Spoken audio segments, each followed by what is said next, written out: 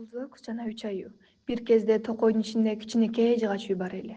Ал үйдө ата аю, эне аю жана бала аю жашачу. Бир күнү эртең менен күн терезеден тийип, эне аю менен бала аю ойготту. Алар ботко жасап, столго 3 идишке коюшту. Ата аю боткосун татып көрүп, бул өтө ысык деди. Жүргүлө сейилдеп келели, кайтып келгенде ботко да дал өзүнө келип калат деп, үчөө токойго чыгып кетишти. Ошол эле учурда токойдо кичинекей кыз басып жүргөн. Анын аты Голдилокс болчу.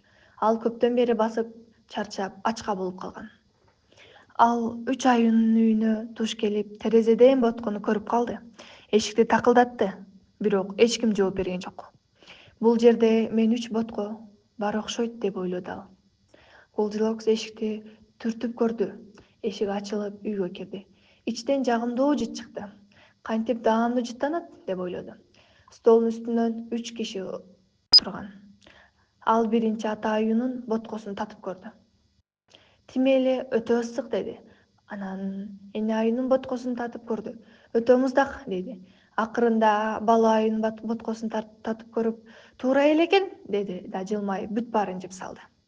Голдилокс отургусу келди. Ал 3 отургучту көрдү. Ата аюнун отургучуна отуруп, бул отургуч өтө катуу деди. Анан эне аюнун отургучун көрүп, бул өтө жумшак деди. Акыры бала аюнун отургучун көрүп, бул дал өзү экен деди да, бирок отургуч сынып, Голдилокс жерге кулап түштү.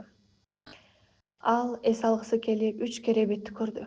Ата аюнун керебетине жатып, бул өтө катуу деди. Эне аюнун керебетине жатып, бул өтө жумшак деди. Акырында бала аюнун керебетине жатып, бул дал өзү деди да уктап калды. Ошол убакта 3 аю үйүнө кайтып келишти. Алар ашканага киришти. Кимдир бирөөнү менин боткомду жеген деди ата аю.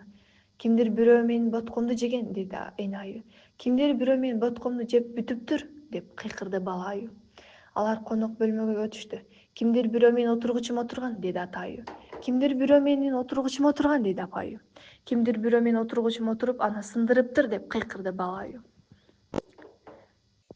Алар уктоочу бөлмөгө өтүштү.